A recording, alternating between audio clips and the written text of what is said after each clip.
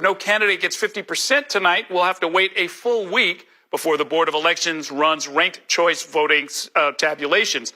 As we start up our election ticker, you're going to see on your screen that the Associated Press uses a number that is called expected vote as the ballots are counted. Now, that number is based on turnout in recent elections. Shortly after 9, the results of early voting and most absentee votes will be released, and you'll see those votes very quickly on your screen. There's typically a short lag between the count of early votes and the count of ballots that have been cast today.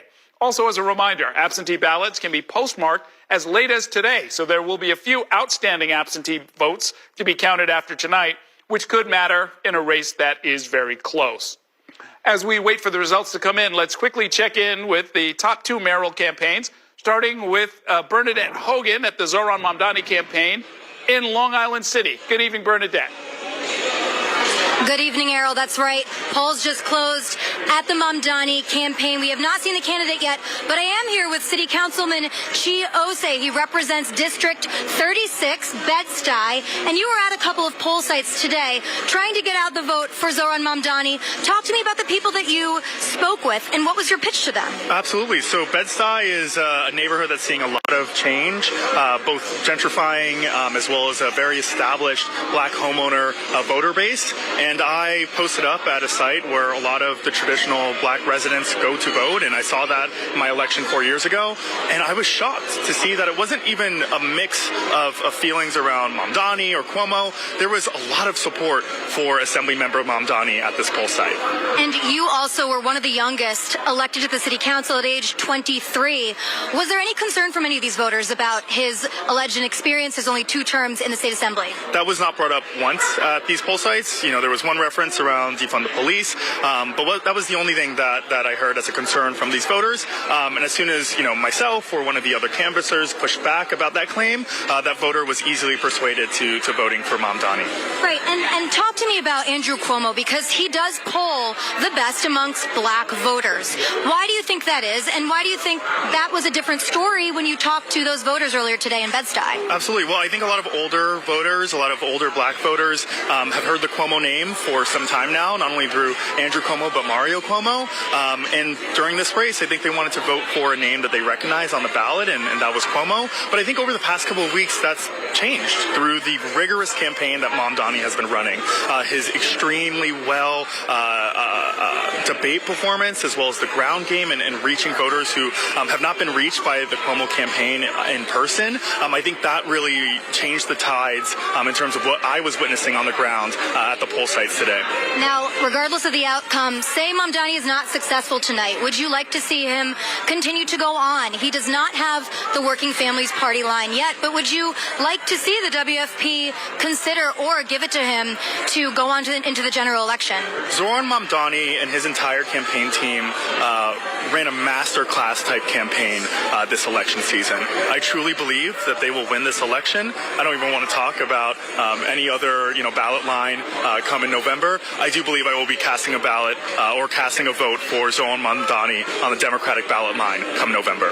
Great. Thank you so much, Councilman. So, Errol, again, we're talking to Chi Ose, Democratic City Councilman from Bed-Stuy, saying that he was able to possibly turn a couple of voters in favor of Zohran Mamdani against Andrew Cuomo. Back to you. All right. Thanks very much, Bernadette. We'll get back to you a little bit later. Right now, we're going to talk to our Bobby Kuza at the big board.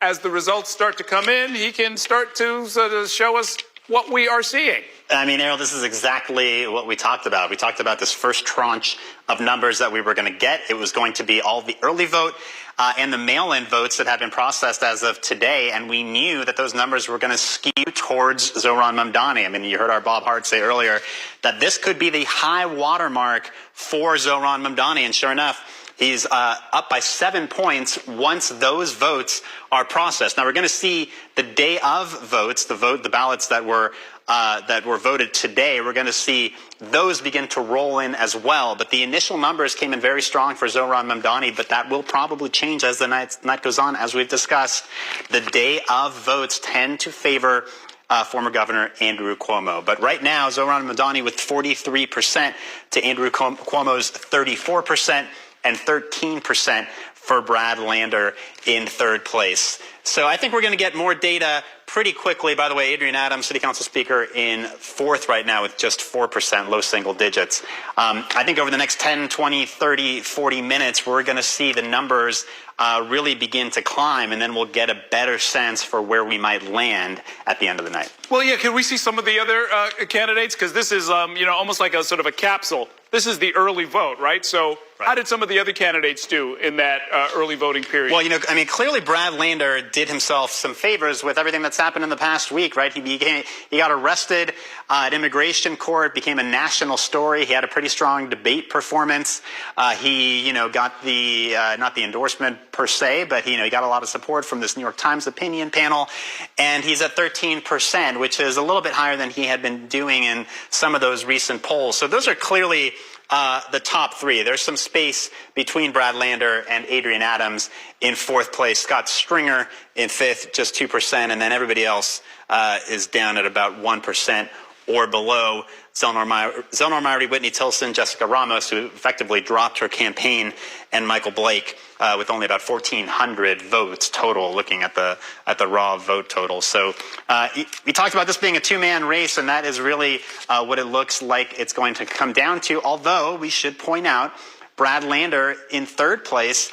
He's going to accumulate some votes, and assuming this then goes to a ranked choice tabulation a week from now, it's going to make a big difference who those Brad Lander voters ranked further down their ballot. If they had Mamdani ahead of Cuomo, those votes will then go to Mamdani once the tabulation is run. So, a lot of moving pieces here with ranked choice voting. I think the better that Brad Lander does, the better it becomes for Zohran Mamdani tonight. Okay, very interesting. I have Courtney Gross here with me in studio, and in some ways not a surprise, right, that Mamdani would do well, but it really sort of sets a marker, right? If he's 10 points ahead now, 9 to 10 points ahead, if he can maintain that throughout the rest of the count, that's the victory he's looking for. He's certainly in a good position. We know that, like Bobby Kusu was saying, in polls that his voters were much more likely to vote early. And we've seen some really interesting analysis from WNYC and Gothamist, who's really broken down where this early vote was coming from, a lot of it coming from Brownstone, Brooklyn, which is obviously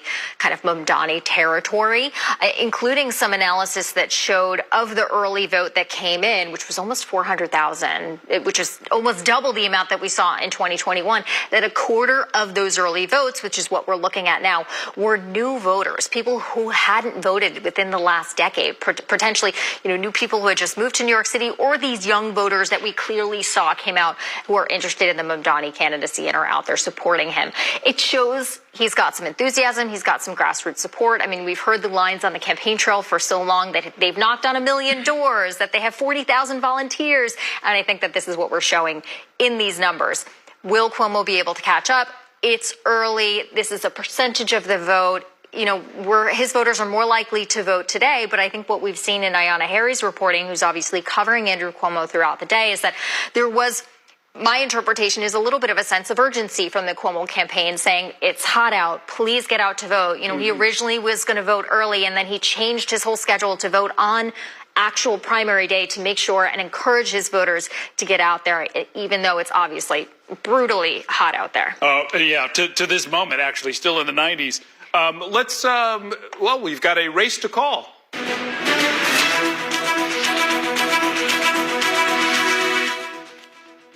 New York 1 is projecting Jumaane Williams as the winner of the Democratic primary election for public advocate. In some ways, Courtney, this wasn't all that much of a surprise, but it looks like it was an overwhelming victory. And in this kind of a case, there's no ranked choice tabulation if you're over 50%.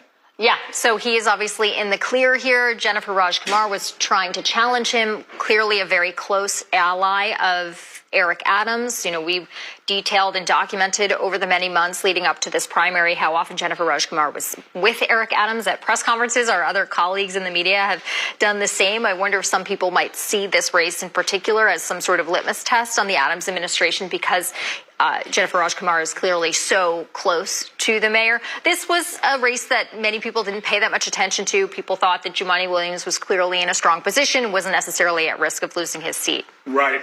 And so even with only only what the Board of Elections says is about 14%, a little under 14% of the vote of the scanners having been fed in. That lead is so commanding when you're talking about over 274,000 votes for Jumaane Williams just in the early voting period. There's no way to catch up. Let's check in with our Ayanna Harry. She's at the West Village celebration for Andrew Cuomo. That's his campaign headquarters tonight. Ayanna, what is the latest there? Yeah, Errol, this is not only the campaign headquarters for Andrew Cuomo, this is also the very room where Andrew Cuomo launched his campaign for mayor just about 4 months ago. Tonight is an opportunity for Andrew Cuomo to gather his supporters, the people who have endorsed him, the people who have campaigned and volunteered for him, to say thank you. And I have one of those people here tonight with us, State Senator Jessica Ramos. You were on the ballot today, the first woman in this race, but there was a point in a moment where you decided to endorse Andrew Cuomo. Walk me through what you were thinking at that point and why you felt it was so important to tell your supporters to now vote for Andrew Cuomo. Well, for me, there was a clear point in time where the race came down to two people. That's just a very sober view of where we've been headed. And so I wanted to make a choice and a recommendation for my neighbors, for our communities, to be able to vote for a mayor that has experience, that, you know, we can know is going to be able to put together a good team and protect us from the attacks that we've already been getting from Washington, D.C., whether it's our immigrant population, whether it's the unlawful defunding of our education, of infrastructure projects. These are all critical things to New York's well-being and the progress that we should expect over the next 4 years. And between those two men, there's only one who we know can deliver on that work. I want to talk about your neighbors in Elmhurst, Corona, Jackson Heights. How did the Cuomo campaign reach them? Did they do enough to reach those folks? And what are the key issues that matter to the people in your district? You know, well, throughout this campaign, we've seen the Cuomo campaign really engage with Black and Latino voters and Asian voters. We want to make sure that there is ample opportunity for not only jobs, but careers. There's a reason we're at the Carpenters Union today. This has been a race always about tackling the affordability crisis, the climate crisis, the mental health crisis with good jobs, with union jobs. And so that to me has really been something that resonates with voters in my neighborhoods and across the 5 boroughs. And you felt there was a visible presence from the Cuomo campaign in those neighborhoods? I absolutely believe people were engaged. I saw clergy engaged with the campaign, our district leaders who are always out there doing the good unpaid work. That's important. And I think even though we may not know the final results tonight, I'm hopeful that the final results will be in our favor. And what have you said to Jessica Ramos supporters who have been a bit disappointed by your decision to back Andrew Cuomo? Yeah, no, I completely understand that people can be confused, can be disappointed. Some might not understand why.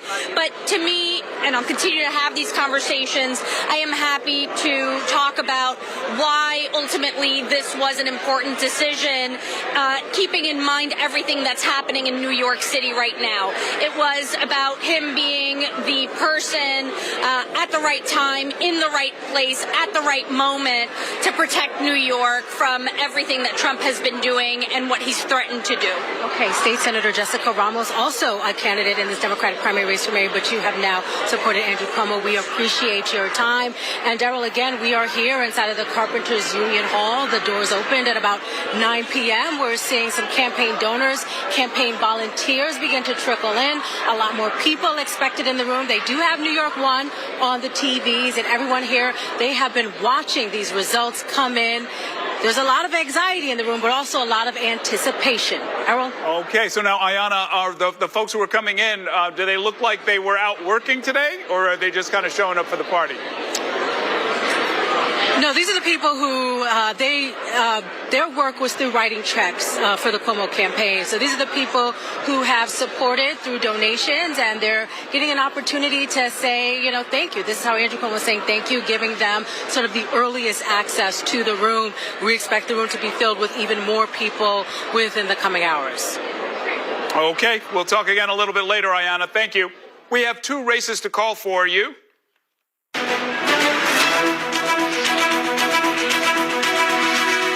New York One is projecting that Vanessa Gibson has won the Democratic primary election for Bronx Borough President. And New York One is also projecting that Antonio Reynoso has won the Democratic primary election for Brooklyn Borough President. I'm joined again by our Courtney Gross. No surprises there either. Two incumbents defeating some challengers who were, themselves elected officials, or I should say people who have run before, and put up pretty fierce challenges. Yeah, particularly in the Bronx, Rafael Salamanca, the city councilman who's term limited, was facing off against Vanessa Gibson. He declined to participate in a debate here on New York One. Vanessa Gibson, I think, was running as if she certainly had a real race. Salamanca is well known, the land use chair at the city council. That's an incredibly powerful position, controls what projects get to go through and what projects don't get to go through. So obviously you're going to be close with developers and, perhaps a lot of different neighborhoods all across the city. But clearly, she came out ahead tonight. Not altogether surprising, but, there's always, I remember she was here not too long ago when Salamanca decided not to participate in our debate, and I was talking to her, and she's like, no matter who the competitor is, you always run like it's a real race. Yeah, you don't want to try and change whatever somebody's strategy is, but we always encourage people to come in and debate. Let people hear what your vision is. It can only help you, and we're sad that he didn't take advantage of that.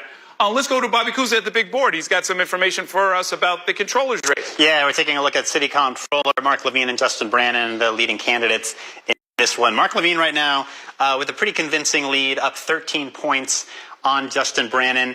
Not really a huge surprise. I think if you had to choose a favorite or a front runner in this race, it would have had to have been Mark Levine, the Manhattan Borough President, a relatively high-profile elected official. But Justin Brannan himself got a lot of support in this race, including from the progressive left. We saw him endorsed by the likes of Bernie Sanders and a number of other left-leaning advocacy groups and elected officials. And it seemed like maybe in the closing days and closing weeks of the race, he had begun to kind of narrow that gap. The only polling in this race came about a month ago, and I believe it had Mark Levine up by about 20 points. So compared to that, Justin Brannan has sort of narrowed the margin, but right now Mark Levine with a pretty comfortable lead in the early going of this race.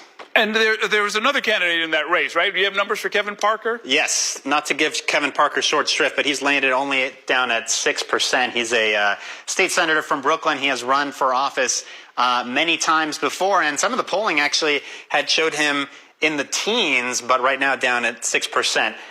So he's in fourth place, actually, in this four-man race. Yeah, so the way people think, and I'm sure some of Brannan's supporters are thinking, it's like, well, look, if we've got some second-choice votes coming from those two other candidates, this could, in fact, be a close race by the time the numbers are all counted. Right, and this is one of those races where we're not only going to be looking at the margin, we're going to be looking at how close this number is to 50%. Because if this race was over right now, obviously Mark Levine would have, a significant lead, but with less than 50%. He couldn't announce he was the victor. This would have to wait until next Tuesday in ranked choice voting. And in theory, yeah, like you said, if all of Ismail Malave's votes and all of Kevin Parker's votes went to Brannan, which is unlikely, but it is, a mathematically possible possibility, then in that case he could actually surpass Mark Levine. Of course, that's the way ranked choice works in theory, but in practice, it doesn't always mean you can make up that much ground.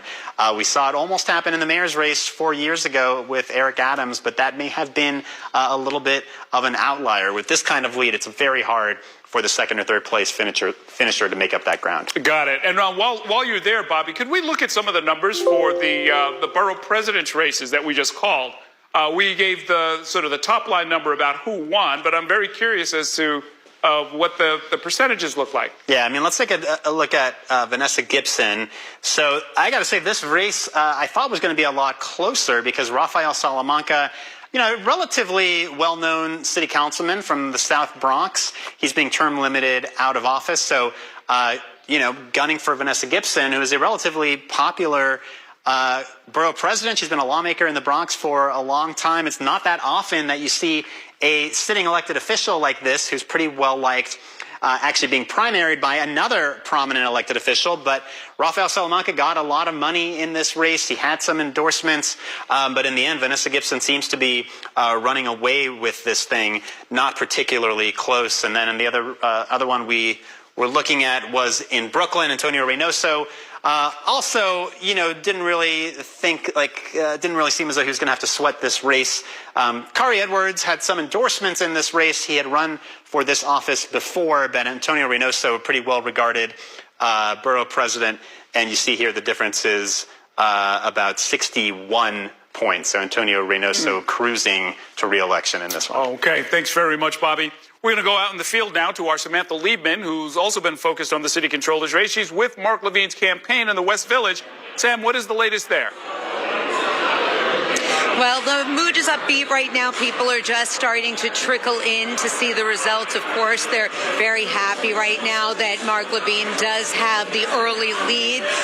This has been overshadowed by the mayor's race, of course. The controller's position, however, very important, especially in light of what is happening in Washington. And really, these two candidates, Mark Levine and Justin Brannan, yes, they're running against each other, but really they've been taking aim at President Trump, especially after the federal government clawed back that $80 million in reimbursements to help with the migrant crisis. So that has been a big factor in this race, but also how they are going to handle the city's pensions as well as other things, housing. They've been focusing on that as well. We spoke to Levine's campaign manager, Matt Rubin, about the campaign and what they've been focusing on since they are so similar in their policy positions. Scott Stringer's campaign, where he is addressing some supporters. Let's listen in. About how we were going to rise up together. And then all of those street corners that we all stood on and the subway stops that we did, it was always about people wanting to do better and accepting the best that we can be for each other. I believe to my core that public service is the most honorable profession. And when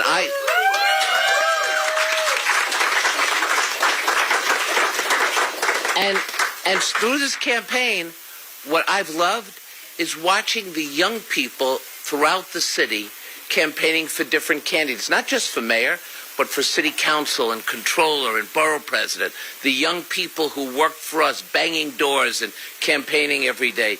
They represent the future of this city. And you know what they're saying?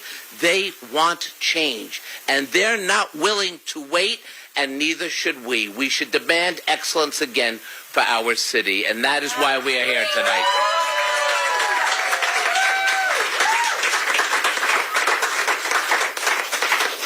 Now, I have to just say, I've been with a lot of you for decades, and we've won some and we've lost some. But at the end of every campaign, we acknowledge that we just like this, and we're good at it. And that is what the West Side has always been to me, and that is what people in city government has always been to me. So I just want to say to all of you, better days are coming. Look, let me give you just a quick state of the race. So based on early returns, I'm going to need a late surge around 11 o'clock, okay? So will you stick around? But whoever ends up winning this primary, and we're probably not going to know tonight, we also have to recognize that once we have a mayor, a new mayor, we have to be part of this. So we all have to go back and do what we've always done. We have to organize on the most local level. We have to organize our friends and neighbors. You know what we're facing in Washington. You know what we're going to face as we constitute a new government in New York City. We have to be in this, all of us together. And let me tell you one thing. I ain't going anywhere.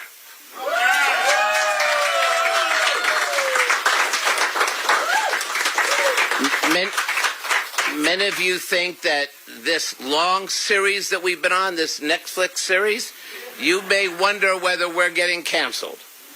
But I'm telling you, watch the trailer coming soon. So I just want to say some personal things. First of all, you don't do a campaign by yourself. And while I can't acknowledge every single person in this room, many of you have been with me such a long time. You know in my heart I will over the coming weeks. But I do want to first start out recognizing my entire family. First, Max and Miles, who are not here tonight, but are watching on TV. Miles said to me, you know, Dad, this is my last campaign, and I said, then as I left the house tonight, he goes, we're not going to do this again, are we? I want to thank somebody who I just love her so much. And one of the great things we've enjoyed in this campaign is we've been traveling together on a regular basis, going to all the events, the house parties, the fundraising, the street corner stuff. I really do think the wrong person in our family runs for office. If we were smart, we would have just elected Elise and be done with it. But I am very, very lucky to have you, and I know that. And everyone here is thinking, yes, you're right. So, and I want to say, look, we were a small but mighty campaign staff, and I just want to thank the people on the ground who are with us every day. First and foremost, the person who inspired me to run and then literally left everything on the field, somebody who had to take her own personal attacks, sacrificed so much, somebody who I think Elise and I is right. She's just part of our family. Please acknowledge Elaine Fan for the amazing work she did.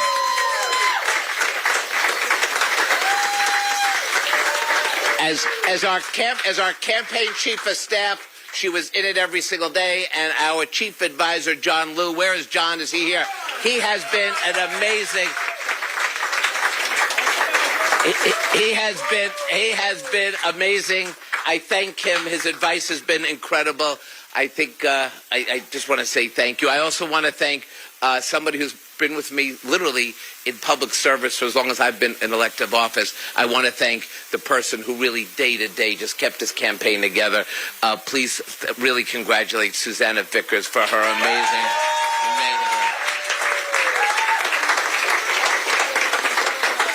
Our director of field operations, Dan Johnson, our deputy field director, Ryan Williams, Leah Carter, who managed the books. See you at the campaign finance board hearings. I want to thank Javier. And former city controller Scott Stringer thanking his supporters. We're going to head out to Queens now. That's where the current city council speaker, Adrienne Adams, has her campaign headquarters, and our Kelly Mena is standing by. Kelly. Hi, Errol. That's right. We're still waiting on the candidate to get here. The speaker, she should be here shortly. But we are joined by our top and most visible supporter, the Attorney General, Letitia James. I wanted to ask you, we're looking at those returns right now. You had some reactions to seeing Mamdani holding a lead in the beginning returns we're seeing. What's your initial reaction? Well, I'm really surprised that he is winning in traditionally moderate communities, communities that can best be described as formerly Cuomo areas, Cuomo territory. So he's really doing good in central Brooklyn. He's doing good in parts of Manhattan, upper Manhattan. Cuomo is doing good on Staten Island and in parts of Queens. But the night is still young. But he is winning. And again, it really represents the excitement that I saw on the streets all throughout the city of New York, and I haven't seen this since Barack Obama ran for president of these United States, when the community and the streets were shut down all over the city with young people shouting for change. And that's what they want. Listen, just like those young people, and I'm not, obviously I'm a mature woman, I do not, and I reject fear. And there was a lot of fear politics that were injected into this race, and it's unfortunate. And what's so great about this is that New Yorkers rejected fear, and that we will not be divided. And I can assure everyone who is concerned about his platform, that I'm going to do my very best to bring everyone together so that we all can be respected, regardless of your race, your ethnicity, or your religion. We're one New York, and we obviously need affordability in the city of New York, and we need individuals, obviously, who understand, who have lived experience. And as someone who grew up in Brooklyn, who came from a humble beginning, I'm going to make sure that whoever is the mayor of this city of New York understands that. I wanted to ask you, are you excited because you substantiated 13 cases of sexual harassment against the ex-governor? You have been critical of his campaign. Do you think that it's important for him not to get back into office? So, first, let me just go back and say this. Andrew Cuomo specifically requested that my office engage in an investigation.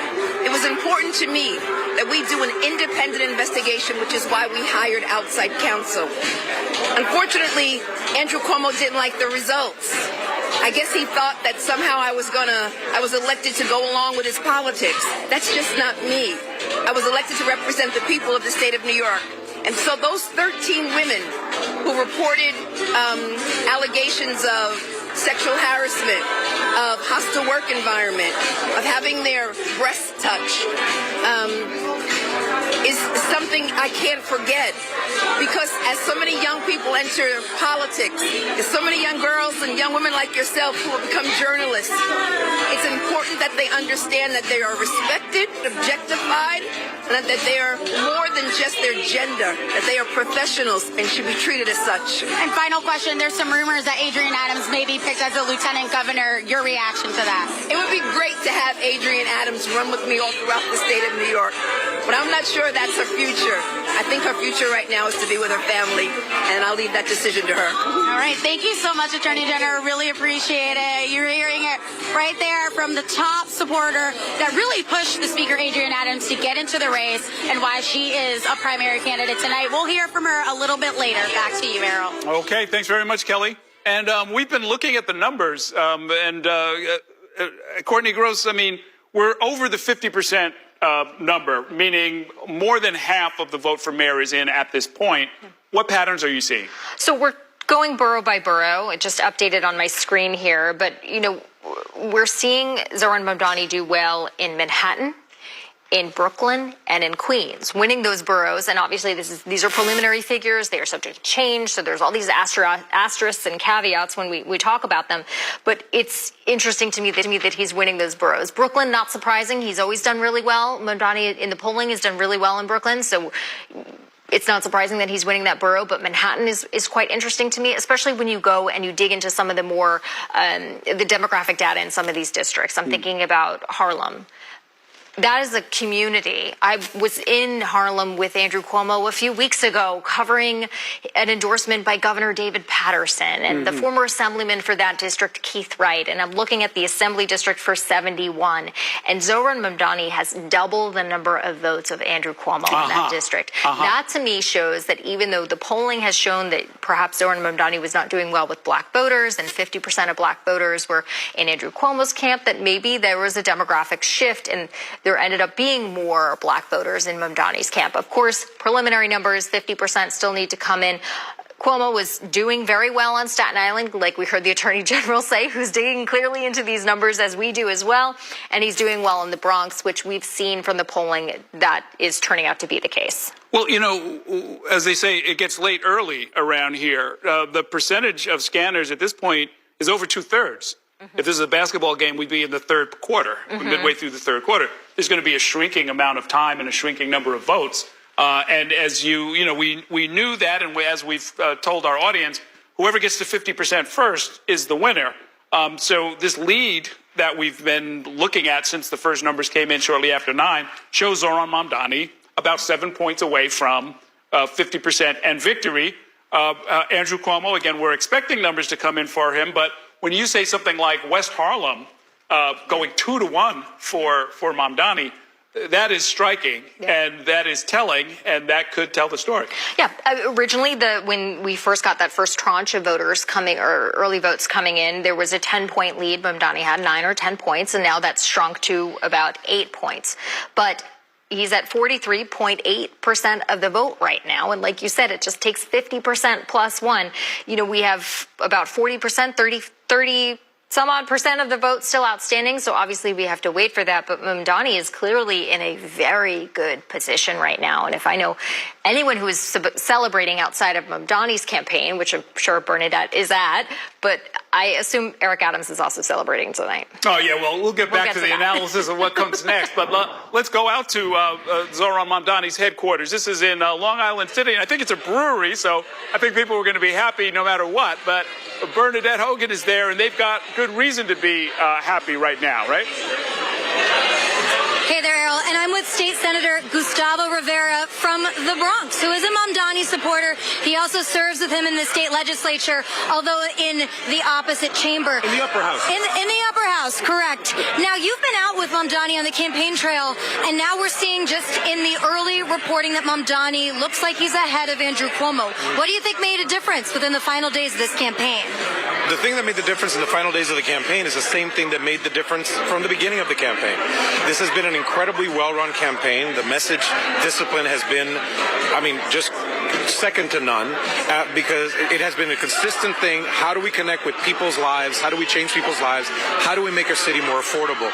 That is a message that cuts across the board. And these are early numbers, but they're positive. And what I saw on the street today and the times that I've been out with Zohran, it is pandemonium. People are energized by his presence because he understands that the campaign is coming from a place of understanding what needs to change in New Yorkers' lives, and we're going to get into office and actually make it happen. But Senator, that message of affordability, of creating more housing, is something that Governor Kathy Hochul talks about, and she is more of a moderate Democrat. Why do you think voters are turning to someone who's a member of the DSA and more on the left-leaning end, and he's only been in the state assembly for 2 terms? I think it's just, listen, I think that the message has a lot to do with the messenger as well. Affordability, I believe that a lot of the reasons why the governor started talking about affordability is because Zohran was talking about affordability.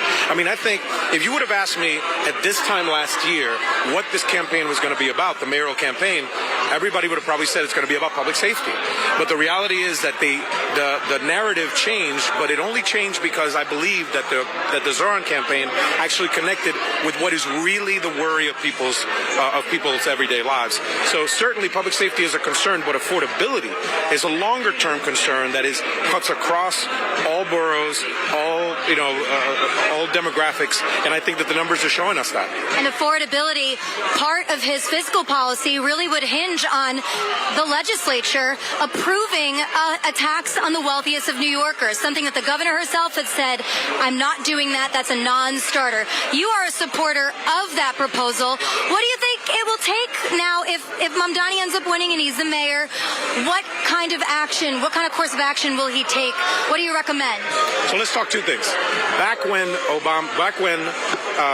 Cuomo was governor, we got him to do things that he didn't want to do. We changed taxes on the wealthy. We did housing policy. We actually got the excluded workers fund. All of these things that he didn't want to do, but we got him to do it because we put enough pressure. Now, fast forward, the 50,000 plus volunteers that were out there in this type of weather, knocking on doors, talking to people. Do you think they're going to go away? No. We're going to ask those same New Yorkers, I want you to put the pressure now on the legislature, on the governor, because these are things that we need to do to change people's lives. I sincerely believe that we're going to take the energy that made this campaign a possibility, and we're going to take it right into the governing. Because remember, Zohran was an organizer before, he's an organizer now, and I believe he will be an organizer mayor as well. And quickly, final thoughts. You were in the legislature when Andrew Cuomo was governor. Yes, I was. Talk to me. Why do you think that issues like sexual harassment and his handling of the pandemic didn't appear to hit really with voters in the early days of the campaign, but we're hearing more and more of it? We saw some of the women who had accused him of sexual harassment appear with another campaign, Brad Lander. Do you think that message has resonated with voters? This is the thing about Cuomo. Cuomo, I'll give him his credit. From a distance, he is good at pomp and circumstance, and he's good at looking like a good leader. But all you got to do is scratch beneath the surface. And what we did, what not only myself, but thousands of volunteers did around the city for months now, is we asked people to really ask themselves what Cuomo did when he was in office. And the reality is that there's so many things that Cuomo did in office that actually created the problems that he actually is saying that he's going to resolve. And he did all these things, and then when you do them, when you do that, when you remind people, there's a Zohran canvasser that called it the flippery quotient. 98% of the people that we talked to, that you actually explained to them, do you remember what Cuomo did?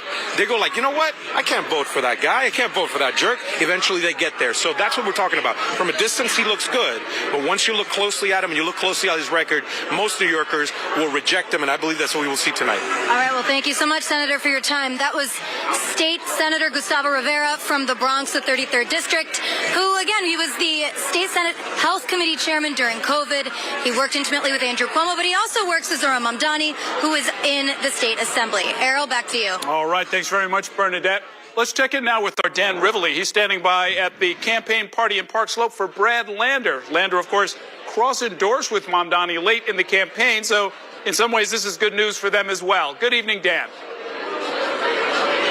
Hey, good evening, Errol. The mood here is big, it's ebullient, and it's not because of the open bar.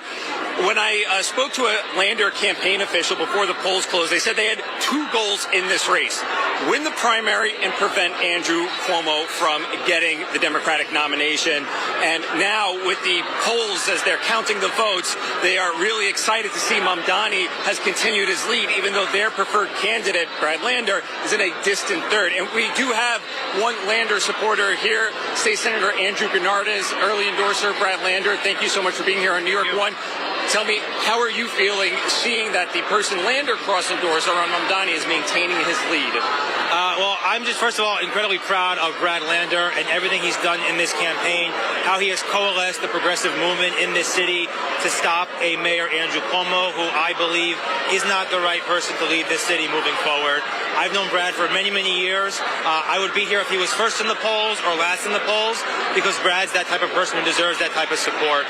It's exciting to see what has been built in this city around the energy of this mayoral campaign. I have not had a chance to work as closely with Zohran directly in Albany. I know a lot of people who have, or are excited about what he has to offer. One of the reasons why I endorse Brad is because I know what he can deliver, because I've seen what he has delivered. I think that's going to be key for how this city moves forward, is being able to show results right now. And polls were showing there were some Brad Lander voters who were going to also rank Cuomo. Then the cross-endorsement came. When you were out talking to voters, what did you hear from them? Were they recognizing that cross-endorsement, and do you think it shifted? I definitely felt the shift on the ground. I think a lot of people that I spoke to were diehard Brad supporters, but also recognized that they had a bigger obligation and opportunity to make sure that the future of this city is not in the hands of someone who's from the past. And they really wanted to make sure that they blocked the potential of Andrew Cuomo to become the next mayor. And so I did feel that shift on the ground quite significantly. And I was all across my district today, from Bay Ridge up to Brooklyn Heights. I heard that message consistently and clearly from many types of voters. Now, of course, obviously Brad Lander in a distant third. What do you hope for him in his political career in the future going forward?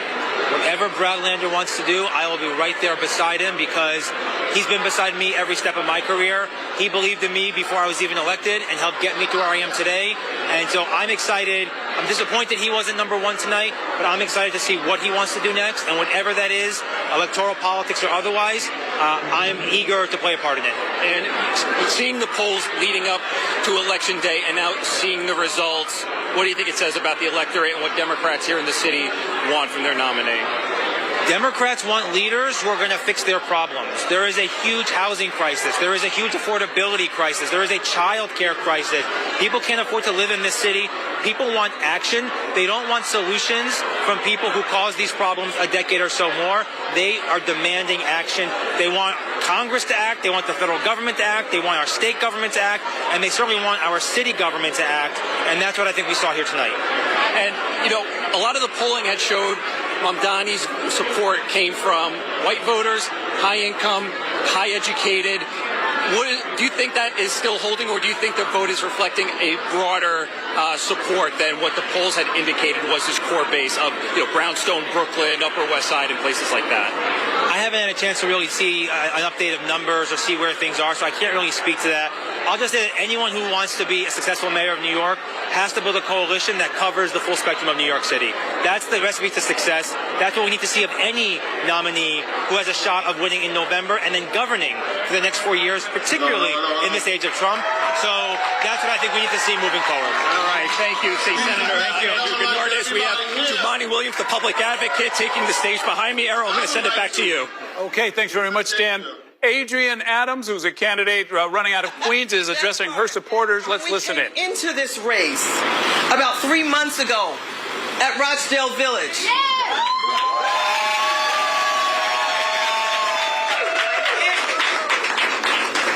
We propelled immediately to where folks who have been running in this race for a year and a half already were, and we leapfrogged over those candidates.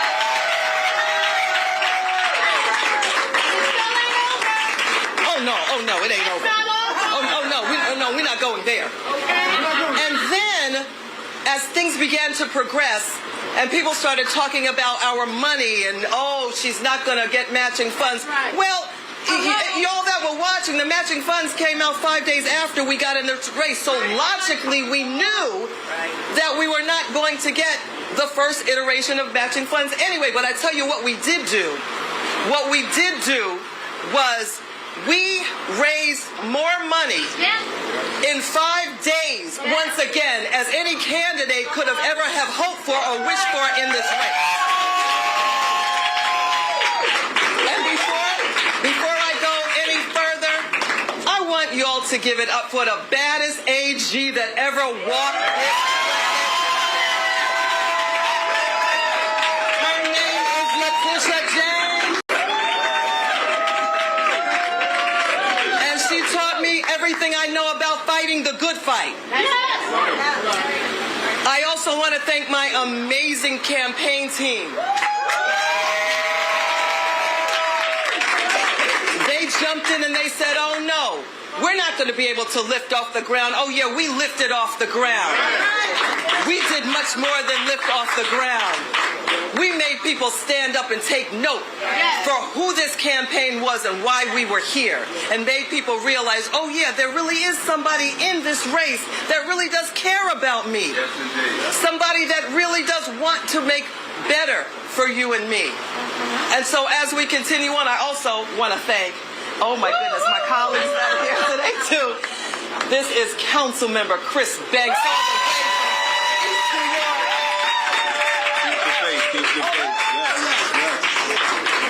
And I couldn't be here, of course. I talk about them in any speech that I talk about. My family.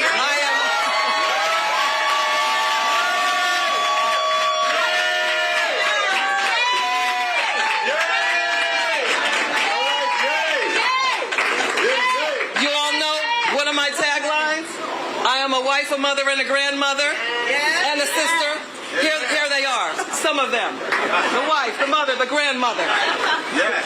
All here to support little old me. Yes.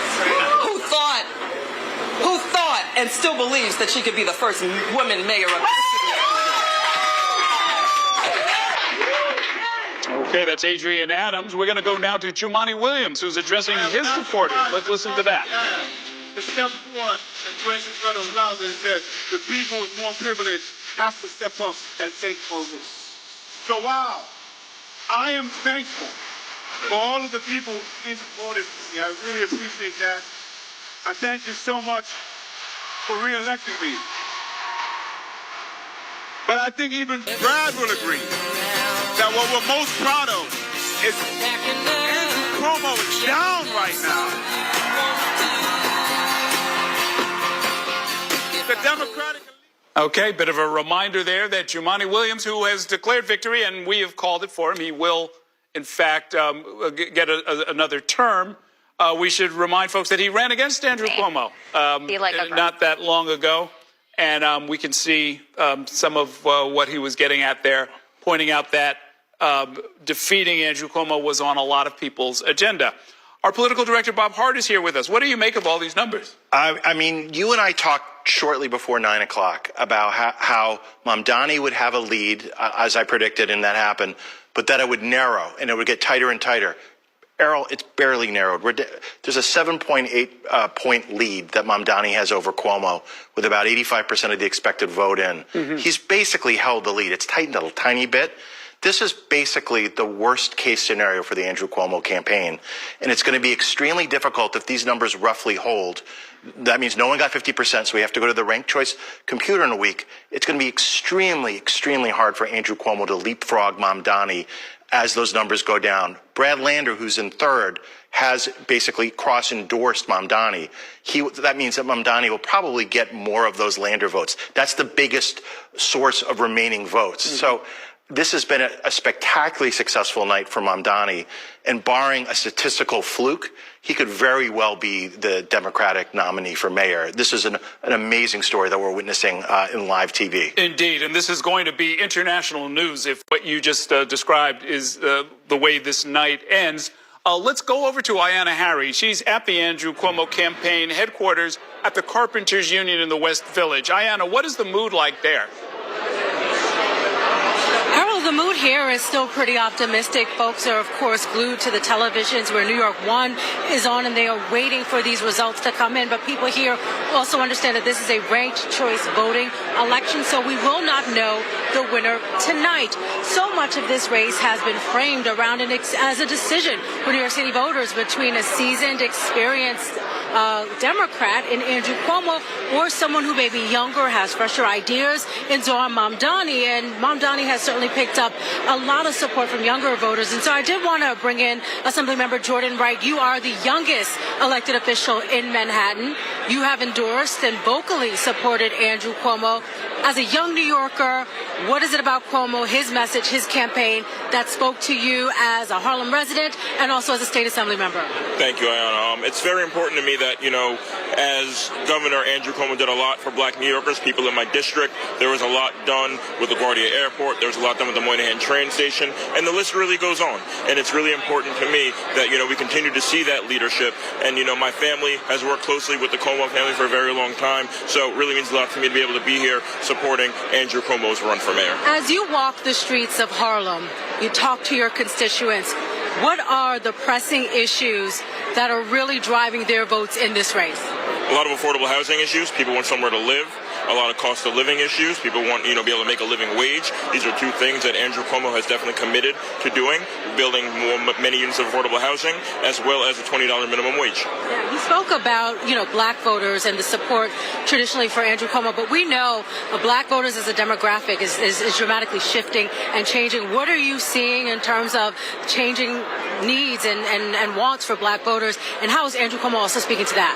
I think Andrew Cuomo is kind of speaking, talking about what he's done. And I think, black voters, their memories are long, and they understand exactly what the deal is, and they know what Andrew Cuomo is going to bring to the table once he's elected mayor. Okay. Jordan Wright, we appreciate you sharing your time. Errol, right now we're inside the Carpenters Union Hall waiting for Andrew Cuomo to come in and address the supporters that have been gathering here tonight. And again, people eagerly watching New York 1, listening to you, Errol, analyzing these results as they come in, and just staying tuned. Okay, thanks very much, Ayanna. We're going to send it over to our Courtney Gross. She's in Studio N analyzing tonight's primary election with a panel of experts. Courtney. Good evening, Errol. As we wait for more information about tonight's results, let's bring in our panel of experts. Democratic consultant Teresa Gonzalez is back with us, along with Stu Lozer, a longtime Democratic consultant who also served as press secretary under Mayor Michael Bloomberg. So, Stu, I'm going to start with you. Mayor Michael Bloomberg endorsed in this race. He gave $8.3 million to a super PAC called Fix the City that spent more than $20 million to push the candidacy of Andrew Cuomo. I know you're not Mike Bloomberg, but you're very close with him. So how do you think that the former mayor is feeling tonight? Look, I haven't talked to him tonight. When Mike endorsed former Governor Cuomo, put out a really heartfelt, thoughtful, and frankly great statement. I did not write it, in which he emphasized that no candidate is perfect. And maybe if Andrew Cuomo and his team had gone and agreed that no candidate is perfect more often, more voters would have given him support right now. He's still alive, but as it looks right now, his argument of few and no mistakes were made, the governor's argument that I made no mistakes, did not seem to carry the day. Teresa, do you think that it's a fact that the governor wasn't contrite enough, didn't apologize enough, didn't perhaps talk about why he was driven from office because of the sexual harassment allegations, that we're seeing these results tonight where Zoran Mamdani is clearly in a very good position going into the potential ranked choice voting scenario or computation that will occur on July 1st at noon.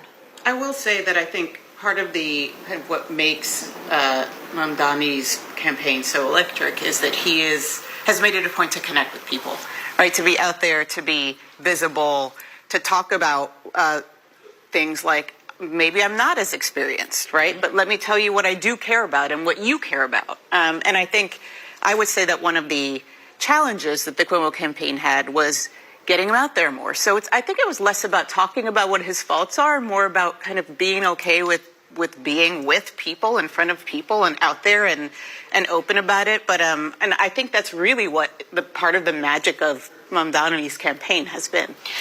We have some mailers from Fix the City. I mentioned before the super PAC spent an unprecedented amount of money on this race for mayor, more than $20 million. They raised $25 million. The mailers that we have, we can pull up on the screen here, they were very targeted. They talked to Jewish voters in particular, sent out to certain areas in Crown Heights in Brooklyn, and said they called Mamdani dangerous. They had rhetoric that many people said was dark. There was questions about whether or not they were lengthening his beard. What is your reaction to that, Stu? I mean, do you think that this message kind of backfired? Well, look, I think you're exactly right when you say it was a dark message. The primary rationale that Andrew Cuomo was offering is that New York is a city in chaos, and that New York is a city that needs to be fixed. And the campaign, or the amazing thing about that is this is a primary in June. June follows the 6 weeks of the year in New York City that are the best 6 weeks. The ones in which you say, it is fantastic, and it was worth freezing my way to the train, to the bus, or even if you have a car waiting for you on a sidewalk, freezing my way out there because I get to live in the greatest city in the world in the greatest 8 weeks of the year. It's a phenomenally optimistic time. You're saying spring alone is the reason why Mamdani won. I'm saying that it's the second campaign in a row in which a candidate who has spent a lot of time in Westchester County and does not understand what winter is, perhaps doesn't understand what it's like to be a New Yorker living in the winter in a cooped up space, no matter how rich you are. Second time, first Andrew Yang and now Andrew Cuomo saying it is a campaign, everything is chaos, which is an amazing amount of cognitive dissonance to have to force down people's throats, as opposed to exactly what Teresa said. Assemblyman Mamdani started off with the simplest and most traditional sales technique in the world. I'm going to tell you something that you agree with already, so you agree with me. And the first thing you do is you agree with it. That builds trust. And then we can have a conversation. City is not affordable for enough people, says the assemblyman.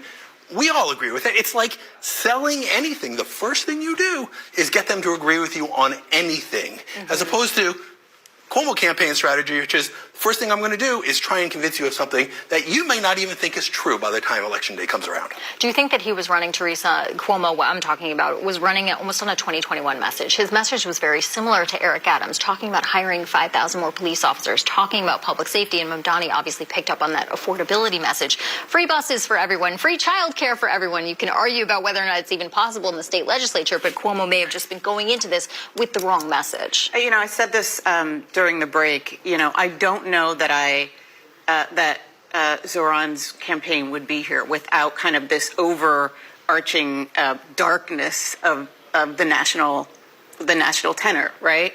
There's this feeling of like, and we saw this during the election where it was like bread and butter issues are what people care about. And so, and there was all of this excitement that led to kind of a moment of despair when we lost, right? And I think, Zoran's been able to kind of pick up on that, whereas I don't know that Cuomo's tapped into kind of that need to move away from this moment of despair and this Can I just add one thing to this? Yeah. Donald Trump won because he ran, both times he won, he's only won twice, but both times he won because he ran on something that people understand. This time, it was no taxes on tips, which is is it a good idea? We'll debate it. What does it say? It says I am the Republican Party and I don't care about, I'm not just here for rich people, I'm here for people who make tips, people who don't have salaries. And B, it It's something you understand. Whereas the Democratic campaign, I was a strong advocate, a strong surrogate for Kamala Harris in the Jewish community. When I was asked, what is an opportunity society, or what is an opportunity economy, I don't know what that is. Andrew, you talked about the mail from the Cuomo campaign. Bless them. They put. I got a handbill when I walked into the campaign to vote this week. It had 21 points on it in English. It was bilingual, so it had 42 points. It's a lot of information to absorb between walking in off the curb and going in to vote. And one thing we can say about the Mamdani campaign, it was concise. Simple. The message was very clear. Simple. Free buses, childcare, and obviously freeze the rent. It's unclear if he's going to be able to actually get that agenda. We don't know. Yes, of course. Okay, I think we're going to go back to Errol Lewis in the other studio for now. All right, thanks very much, Courtney. If you're just joining us, it is now 10 p.m. The polls have been closed for an hour, and in the race for mayor, Zohran Mamdani is currently leading with a more than 7-point lead over Andrew Cuomo. Meanwhile, Mark Levine holds a strong lead in the race for city controller, and we've already called the races for public advocate, with Jumaane Williams securing re-election, as well as the race for borough president of the Bronx. Vanessa Gibson has won another nomination, and Antonio Reynoso of Brooklyn also winning renomination. Let's bring in our political director, Bob Hart, and Bobby Kuza over at the big board. And let's start with the numbers, Bobby. Show us what's going on in that race for mayor. Right. So, we've been talking about how Zohran Mamdani was supposedly going to be at his high water mark at the beginning of the night, and then the lead was going to narrow, and potentially former Governor Andrew Cuomo could overtake him. That has not happened, right? We started with Zohran Mamdani at the beginning of the night with something like a 9-point lead. That has hardly shrunk at all. He's up 7.4 percentage points right now, and we're almost out of votes. We're up at 87% of the total expected vote count. So this is going to ranked choice voting at this point. It looks like nobody's going to hit 50% in this race, but it seems highly unlikely that the ranked choice votes will go to Andrew Cuomo, especially when you're talking about somebody like Brad Lander. Brad Lander's in third place with 11.4%, and we have a pretty good idea that most of those Brad Lander votes will end up going to Zohran Mamdani in the ranked choice tabulation, given the fact that they cross-endorsed each other. Polls that have been taken the last couple of months have also shown that most Lander votes go to Zohran Mamdani. Zohran Mamdani could not be in a better place right now with 87% of the vote. I also wanted to show you a little bit of the borough-by-borough breakdown. We knew Zohran Mamdani was going to do well in Brooklyn, and you look at the numbers here. He's up 19 points in Brooklyn. He's also up in Queens, which we didn't necessarily expect, up by 8 points in Queens. He's also ahead in Manhattan by about 6 points, make that maybe 5 points. So he's ahead in all three of those boroughs. Those boroughs together make up about 79% of the Democratic primary electorate. They make up 79% of Democratic primary voters. So even though Andrew Cuomo is winning in the Bronx and he's winning on Staten Island, that's just not going to be nearly enough. Those two boroughs together only make up about 21% of the Democratic primary electorate. So, Zohran Mamdani is winning in places that we didn't necessarily expect him to win, like you were talking about earlier, Errol. So that's going to be one of the stories of the night, is the way that he has outperformed expectations. And also, you look at the trajectory of Zohran Mamdani over these past few weeks and past few months. You go back to February, nobody even knew who this guy was. There was an Emerson poll in February where he had 1% of the vote. He was 32 points behind Andrew Cuomo, and as recently as May, he was 12 points behind Andrew Cuomo, but he kept narrowing the gap, and now he has overtaken Andrew Cuomo, and it looks like he might end the night there. Okay, so Bob Hart, political director, what do you make of these results so far? It reminds me a lot of AOC when she beat Joe Crowley in that Democratic primary for Congress. Think about it. 5 years ago, Andrew Cuomo is governor of New York State, one of the most powerful politicians in the entire country.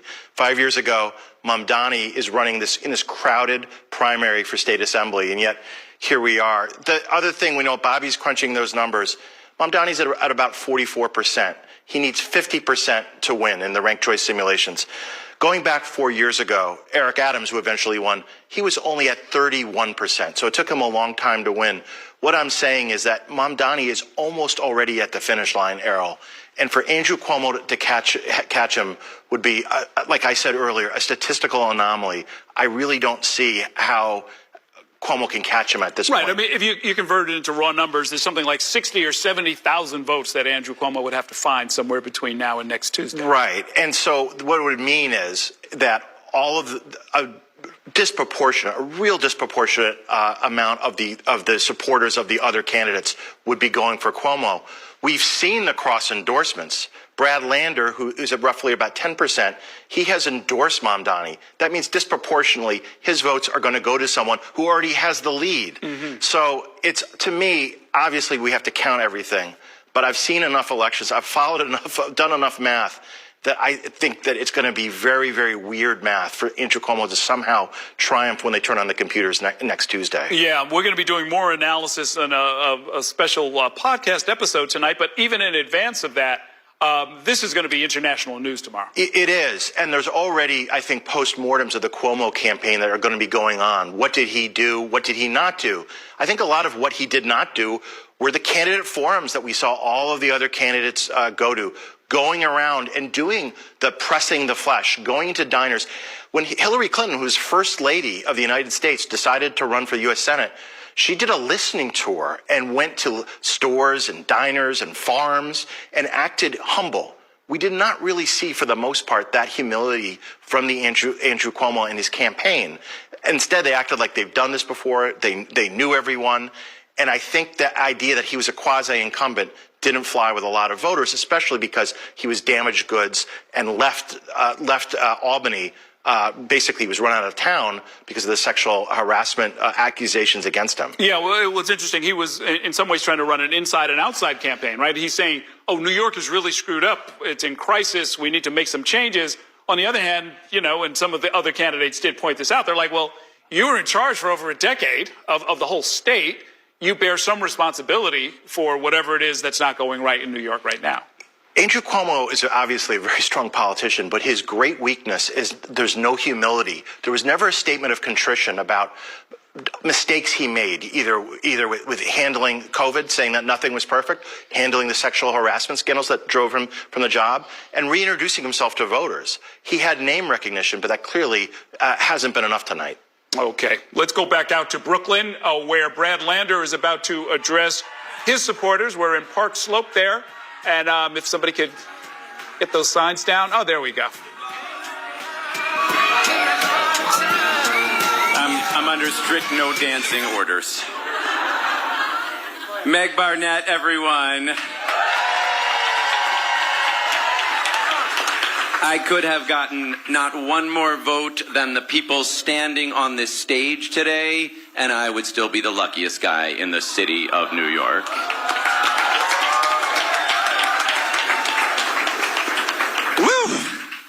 Thank you all for being here tonight.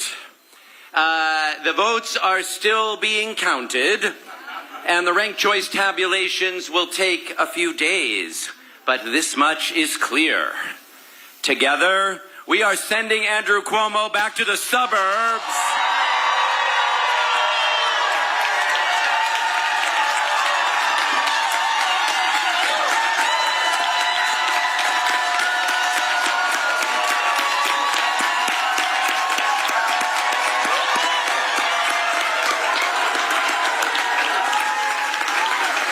With our help, Zohran Mamdani will be the Democratic nominee for the mayor of the city of New York. And we are on a path to win a city that all New Yorkers can afford and where everyone belongs. I really can't put into words what the support of everyone in this room tonight means. You all did so much to make this campaign possible. There are leaders here from organizations and people who supported me long before it was cool. I want to especially shout out Make the Road Action. Tough action. Choose for racial and economic justice. You heard just a few minutes ago from Public Advocate Jumani Williams. We have some other amazing people in the room, like State Assembly Member Emily Gallagher. Thank you. And I'll mention a few more later as I see them and as they come in. But all of you, will everyone in this room who hosted a house party raise your hand? How about everyone who made a contribution to this campaign? How about everyone who stood outside today on the hottest day in 15 years? I really can't believe you all did that. It is incredible. I always say that really the thing I am most proud of in public service is building the best teams, and we have the best one of all. Our volunteers, and especially, our campaign staff, they put on a masterclass in what dedication looks like when you've got the right people in place. So let's hear it for the best damn staff of any campaign in this race.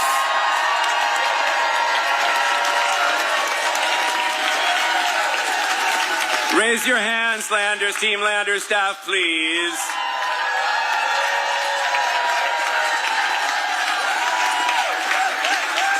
Also, the only unionized staff in the campaign.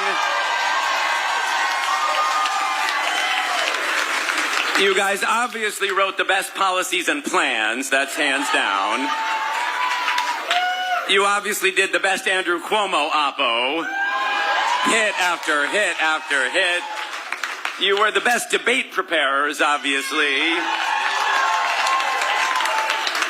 And you even finally succeeded in making me look good on TikTok.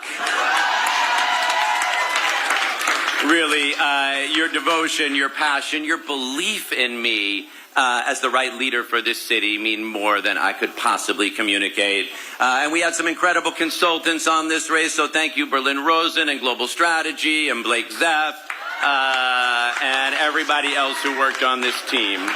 I also need to thank some of the most important people in my life and on this campaign. I mean, of course, the New York Times editorial board. Just kidding, of course. I love Wordle and Connections, but I really urge the Times to cancel their new feature, Editorial Riddles. No one likes those. No, obviously, I mean the set of people who are standing here behind me, my incredible parents, Carol and David. I'm sorry that Andrew Cuomo attacked St. Louis in the debate. We showed him. But really, I often say that my parents are proud of me like it's the 5th grade spelling bee, which I did not win. And I couldn't be prouder to be your son.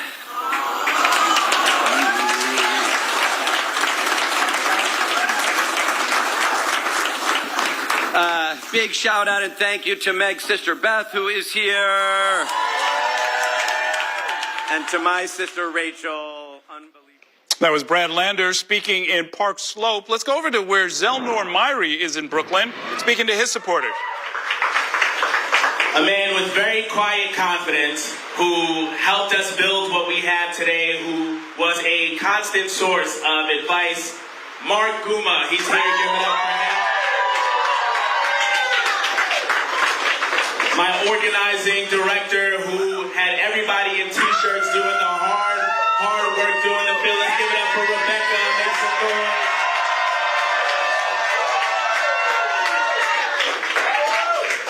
Had an amazing digital team, Zinzer and Harmony, doing amazing work every single day. Give it up for them. And to my government team, who continued the service to this community, that helped us still deliver while running for mayor, who helped us save SUNY Downstate and got $1 billion invested in, who who helped us to establish an Office of Gun Violence Prevention and get $3 million in it. Who helped us to pass much more legislation to uplift this community. I want to give a big round of applause to Godfrey, to Portia, to Matt, to Frida, to Atira. Please give it up. Please give it up for them.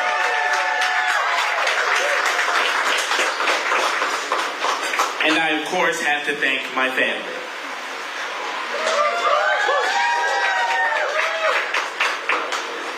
My mom, who everybody knows, and everybody loves. My dad, who we brought out of retirement to come do every single thing that this campaign needed. Please give it up for my parents.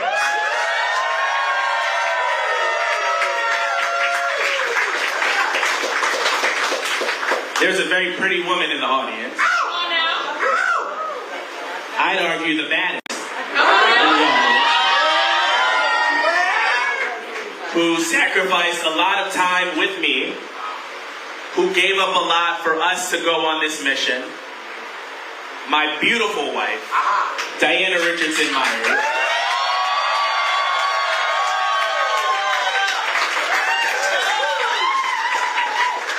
And to our son, who has joined us tonight, Isaac. Let's give him a round of applause. Zelnor Myrie conceding, another one of the mayoral candidates. He's out in Brooklyn. Let's go out to Queens, to the Zohran Mamdani campaign headquarters, where our Bernadette Hogan joins us now. Bernadette. Good evening, Errol. So right now, I've got the Mamdani supporters standing behind me. We also have New York One on, of course, with the live coverage.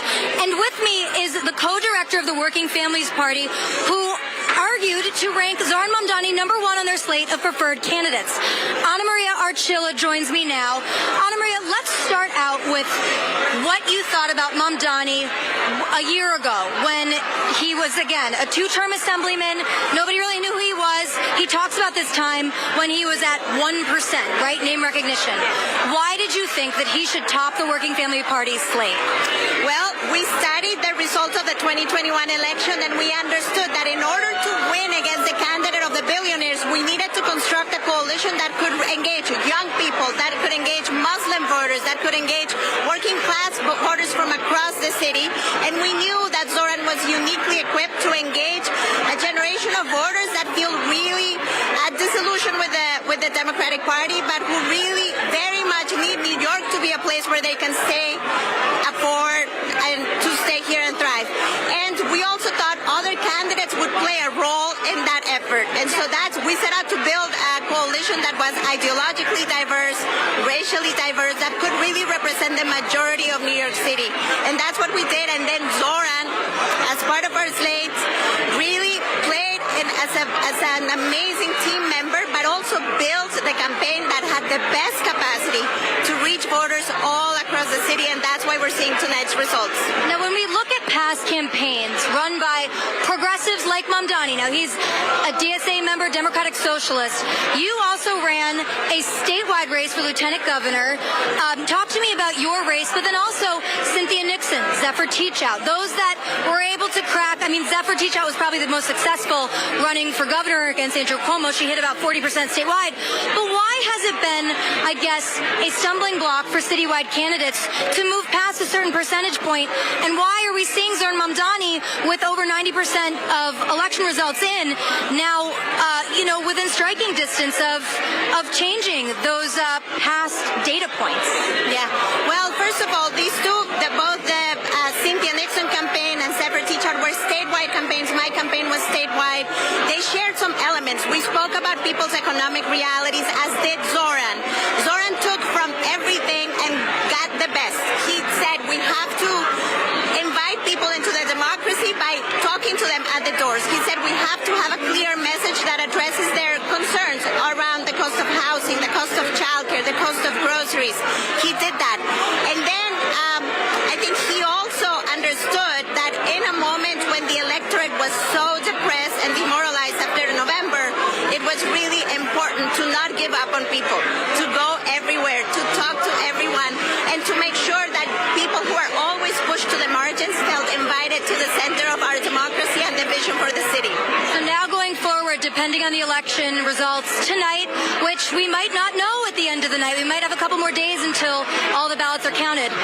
What do you see going forward when, if it's Mamdani, what challenges do you foresee when he's going against an Eric Adams, a Republican, and maybe Andrew Cuomo if he ends up deciding to take that independent line? Yes. Well, we know that the billionaire class didn't pour $25 million and is ready to give up, so we are going to get ready to win in the general election, whether it is with, against Cuomo and Eric Adams or only one of them. We know that the forces behind both of their campaigns are the forces that have made New York City so unaffordable for so many people, that have made New York City a place where working families really struggle. So we will do the work that needs to be done to engage the communities that still are getting to know Zoran Mamdani, and we will make sure that in the general election we are winning with an incredible mandate to deliver for working families, not the billionaires. In the general election, you'll have to attract independent voters, right, who are not allowed to vote in this closed Democratic primary, maybe talk to some Republicans. I mean, a general election is different, obviously, for those reasons. But why do you think, these messages of affordability, which are vastly different from the message of affordability from Governor Kathy Hochul, or some more moderates in the state legislature, why do you think that has had this success? And again, I'm seeing young people out in McCarran Park. I'm seeing Mamdani talk to on the subway up in Inwood. Why do you think he was able to maybe bridge that gap? Yeah. Well, a couple of things. So on the general electorate, we have already done some modeling of what it would look like to run in the general election. And we know that New York City's independent voters are actually very ideologically diverse. We have people on the left who really are tired of the two-party system, people who are registered in the Working Families Party, and then we also have people who are more centrist. So there is a lot of room to grow for Zoran with independent voters, obviously more room to grow with Democratic voters. And we know that regardless of people's party affiliation, everybody's worried about the cost of. And she's still there at the headquarters. Going into tomorrow, questions about his assembly seat, all kinds of questions are now on the table. Yeah, I mean, they need to start thinking about November. I mean, they can take a victory lap, and as they should, this is a clearly, I don't know if we can say unprecedented, but certainly showing how much grassroots support and what kind of movement and organization they had throughout the entire city, and the volunteers and the door knocking. I mean, they proved themselves to be quite the political organization. But this is not it. And, we don't want to poo-poo his victory and allow him to take the victory lap. There's so many items, part of his agenda or part of him as a person that we haven't even talked about. And we've generally, the first Muslim major candidate to win a Democratic Party nomination. I mean, that is huge for the hundreds of thousands of Muslims here in New York City. The South Asian population, such a huge victory from them. But this is not a guarantee. Eric Adams, I was just on X looking at his X feed or Twitter feed or whatever you want to call it. He's out there tweeting, talking about he is the one with the record. He's the one that's doing the jobs. He's the one that's gotten jobs up and crime down. And he's expected to have a kickoff rally sometime this week where we get to know which ballot line he runs on. I mean, this is going to be a very real race, and good for New Yorkers because you get a real contrast in these candidates. Curtis Lewa, the Republican nominee, is also out there tweeting about how you shouldn't have a radical in City Hall. I mean, these narratives are going to be out there. So what you're saying is, with less money than Andrew Cuomo had, they're going to repeat the same messaging and expect it to work. I don't know. We have to wait and see. I mean, we were on before with our political panel, and Stu Lozer, who is the press secretary for Mike Bloomberg for a number of years and obviously tied in with the business community, was telling me just, an hour ago that within the break that we had in our coverage, he was fielding 3 phone calls from people in the business community. I can't say that they were panicked. I don't know the tenor of those phone calls. I wasn't on them, but there was so much money poured into Andrew Cuomo. We don't know specifically whether Andrew Cuomo will continue on through November. I mean, the statement that his campaign released tonight is saying that he has already qualified for the November ballot. So we'll see if he ends up mounting some sort of campaign. But there's tons of money out there that is going to be directed at someone. And who's it going to be directed at? Yeah, well, I mean, one would hope, Bob, because of that, maybe they would have their money support something, be in favor of something, as opposed to attacking all the time, because as we just learned tonight, it doesn't really work. Right. I mean, you look at the spending, and I know, Courtney, you've been looking at this closely, just the spending that was going in to fix the city, this outside group, super PAC, whatever you want to call it, that was pouring money into these ads just over the past couple of weeks, basically assaulting Zohran Mamdani. And in the end, I don't know what that money bought. I mean, did that make any marginal difference in the final vote count? It certainly didn't seem to help Andrew Cuomo much, considering the fact that he underperformed pretty much everyone's expectations in this race. So, I mean, I don't know whether that has any impact on the general election and the way that people choose to spend their money. I mean, you're talking about how they had more money to spend than Eric Adams is. I mean, Eric Adams is, he's in debt, right? He has a lot of money that he has to pay back before he can even start to amass the kind of campaign war chest that he's going to need to run an effective race in November. And then, what is Zohran Mamdani? He's probably going to have an easier time raising money for the general election than he did raising money for the primary. And when we know he was able to raise money at a historic pace in the primary. So, I mean, all indicators are pointing in the right direction for Zohran Mamdani. It seems that everything that was thrown against him just didn't manage to stick. None of those attack lines seemed to work. Really, in the end, I mean, in hindsight, it seems like he ran a perfectly effective campaign. I mean, I can't look back and see that there were any missteps in the Zohran Mamdani campaign that's really set him back at all. While you're there, as we're waiting for Zohran Mamdani to give a speech, and we'll bring that to you live when it comes up, let's look at some numbers. What can you show us of the city council races that we've been following throughout the night? Yeah, I mean, I was saying earlier, we didn't really see a lot of upsets tonight. We didn't see a lot of incumbent council members who were unseated or at least knocked off in the primary, which we do see occasionally. I mean, it's not typical to see a lot of incumbent council members or incumbent lawmakers on any level of government, quite frankly, lose their jobs. I mean, it does happen occasionally, but we thought that there might be some tough races tonight. And if we want to kind of begin to draw a narrative from this, we saw that there were a lot of more left-leaning progressive council makers affiliated with the DSA, with the Democratic Socialists of America, who might have been in trouble because they were facing challenges from the right, from more moderate candidates. I mean, we saw this in City Council District 1, which I don't think we've really taken a look at tonight, but this is Christopher Marte, who had a few challengers in his race. We thought this could potentially be close. He ended up winning by, 25 points in this race. This will still go to ranked choice, but clearly he's going to emerge as the winner in that race. And, I'm thinking of a couple other races earlier. We mentioned Shahana Hanif in Brooklyn in District 39. This is Brownstone, Brooklyn, Carroll Gardens, Park Slope, Windsor Terrace. She was facing a challenge from a woman named Maya Kornberg, and it seemed like it was going to be an issue in this race that Shahana Hanif had these very vocal pro-Palestinian opinions, and, she had really spent a lot of time on activist causes that people thought were taking away from constituent services, making her ineffective as a city lawmaker. And then she ends up winning this race by 43 points. So it turned out she wasn't really in trouble at all. And then I think it was a really similar story that played out in District 38 in Brooklyn. This is Red Hook and Sunset Park. This is Alexa Aviles. She had a challenge from a much more moderate Democrat, Ling Yi, and it was thought that she might be in trouble. And here again, I mean, look at the split here. This is 44 points. So none of these candidates, left-leaning candidates that we thought might be in trouble, ended up in trouble at all. In many cases, they ended up winning by landslides. And all of those men we talked about earlier trying to make political comebacks, Anthony Weiner certainly failed in his attempt.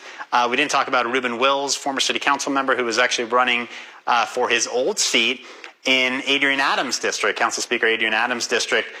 He finished a distant fourth, I believe. I don't think we've actually looked at this race either. Reuben Wills down here, finishing fourth with 14% in this race. Fernando Cabrera also trying to make a political comeback in the Bronx. He fell well short in his race as well. So, I don't think we saw moderate Democrats making any gains, which was kind of a sense that people maybe had given what we saw back in November when we saw voters across the city make this sort of rightward shift in the presidential election. That has not materialized tonight. Could you take a look at District 8 in Manhattan? That was the East Harlem seat where, because of term limits, there was going to be a vacancy. And I remember there was a pretty crowded race. It included Raymond Santana, one of the exonerated five, and somebody who was trying to follow in the footsteps of one of his fellow exoneree. How did that race turn out? Raymond Santana. This race got a lot of attention because of Raymond Santana. He was trying to join Yusuf Salaam, a fellow member of the exonerated Central Park Five. Yusuf Salaam was elected to the council 2 years ago in an adjacent district, actually. But Raymond Santana never really caught a lot of traction in this race. He jumped in kind of late to this race. Didn't manage to raise a lot of money. He'd also really hadn't moved back to New York City until recently. So Raymond Santana ended up pretty far down the board, fourth place. Elsie Encarnacion ended up in first place in this race. She was actually chief of staff to Diana Ayala, who is the outgoing council member. She was term limited out of office. This could be another one that could maybe get shaken up a little bit in the ranked choice process. But right now, Encarnacion looks like she has a pretty comfortable lead here. She had a lot of institutional support from electeds, from unions, from advocacy groups. But Raymond Santana falling well short in this one. A lot of candidates in this one. This was a pretty hard-fought, crowded race, which we saw in a lot of these open seats across the board. Okay. And so, Courtney, when we see the new government assemble in January, all eyes will be on what happens on the west side of City Hall. But the City Council will also be a place where there's going to be change afoot, right? They're going to need a new City Council speaker, for one thing. Yeah, and I'm curious to see what happens with the women majority. I mean, that was one of the things that Adrienne Adams talks a lot about on the campaign trail, is that she became the first female black speaker of the city council. In addition, she is leading a women majority city council for the first time in its history. So I know, it's late. It's about midnight. We're still going to have to crunch the numbers, obviously, through this Democratic primary and obviously through the ranked choice, and we'll see where the new council goes. I mean, if Zoran Mamdani at the top of the ticket is an indicator of anything, and one might consider or think that this is a backlash, obviously, to the presidential election last year. We thought that maybe people would tick more moderate and people would go with an Andrew Cuomo, who is talking about crime and trying to bring New York City back to the center. But if voters are turning out for Zoran Mamdani and electing Zoran Mamdani, then what will the rest of the ticket, what will the down ballot races look like? What will the right side, not the left side of City Hall, end up looking like? And my bet is that it's going to be probably pretty progressive, in which it already has been incredibly progressive as it stands already. I mean, they've had many clashes, this city council, with the other side of City Hall in the form of Mayor Eric Adams, whether it's over policing legislation to have to ban solitary confinement in New York City jails, and whether you should increase the number of housing vouchers for homeless families. And those have all been clashes that we've seen with this city council and this particular mayor. Right. And, it also bears mentioning that there are going to be a lot of pressing issues that land on the desk of both the next mayor and the next council. I'm thinking of the takeover of Rikers Island. Absolutely. The receivership that has never happened before. Nobody knows exactly what it's going to look like, but it's going to be something, front and center on day one. Yeah, so we are waiting, obviously, to get a recommendation from the judge. There will be the parties. This judge came out with this monumental decision, having the decision to appoint a receiver to oversee New York City jails. It's only happened about a dozen other times in this country, and we're really in, you can't say entirely uncharted territory, because it's happened in other areas like California, for instance, but certainly in New York City, it's uncharted, and we don't know what that's going to look like. There will continue to be a commissioner at the city's Department of Correction, but come August, there's going to be recommendations in federal court about who this federal receiver should be, who will be appointed by the judge, and who will be in charge and have control of Rikers Island. Not only will that person have be in charge of Rikers Island, but there's obviously a plan on the table. Rikers Island is supposed to close in August of 2027, and even in our debate, that was hosted on a couple of weeks ago, all of the candidates acknowledged on that stage that deadline is not going to be met. So the next mayor will not only have to deal with the receiver and that tricky balancing act of allowing a receiver to basically run Rikers Island, but also put in place how you're going to close it, because these jails, the borough-based jails that have been billions of dollars in city contracts to build, they're not going to be done until 2030, 2031, potentially 2032. Bobby, it strikes me that in some ways Donald Trump was not absent from this race, right? We saw it in the debates that we held. We saw it in a lot of the council races. Everyone was saying we have to Trump-proof New York City. We have to fight back. We have to figure this out. That really probably skewed who was energized, who wanted to come out, and who ultimately voted and gave us the outcomes that we saw today. Yeah, I mean, I think in some ways you could see the results as a reaction to the Trump effect. But, I'm thinking specifically about the Mamdani race, and he did not make Donald Trump front and center, right? I mean, he stuck to economic issues, to cost of living issues. He didn't make this about White House policy. Now, it varied by race and varied by office. I mean, I'm also thinking about the city comptroller's race, and that is a position where you're dealing with the city's finances, you're dealing with potentially huge cuts in federal money flowing to New York City. And so that's going to be a primary concern as part of your job description. So we heard Justin Brannan and Mark Levine both making that front and center in their campaigns, how they were going to fight back against the Trump administration as they attacked New York City. And then, of course, in the mayor's race, you saw this conversation about who was going to be best equipped to stand up to Donald Trump. I mean, that was, one of the arguments we heard from Andrew Cuomo. He was the one who was going to stand up to Trump. You remember that in the debate, of course, on New York One a couple of weeks ago, Andrew Cuomo said, or maybe it was in the earlier debate when he first sort of was confronted by the other candidates on the same stage, and he said of Zohran Mamdani, Donald Trump is going to cut through him like a hot knife through butter. He was basically saying that, he wasn't built to stand up to Trump. And so that was part of the dialogue during the mayoral race, but it wasn't something that we heard Mamdani really zero in on. And so I wonder if maybe that was part of the appeal of his message, that it was so narrowly focused on affordability and cost of living and people's economic concerns, that idea of being able to stand up to Trump, even though polls have shown that that's something that they want out of their mayor, it wasn't something that he really made the focus of his campaign. And of course, in the general election, that's going to be part of the conversation again because of this sort of unique place that Eric Adams occupies right now, where the perception, at least, is that he is basically in thrall to the Trump administration because they managed to engineer the federal corruption case against him being dropped. And so there's a feeling that, if anything, Eric Adams is sort of collaborating with the Trump administration. And so we could see that become part of the conversation as well. Okay. On the right side of your screen, folks, is the campaign manager for the Zohran Mamdani campaign. When the candidate comes up, we will bring that to you live. I see they have a teleprompter there, suggesting that they're going to be speaking to more than just the handful of people there on the roof. This will be a speech beamed out, I think, to a national audience, it's safe to say.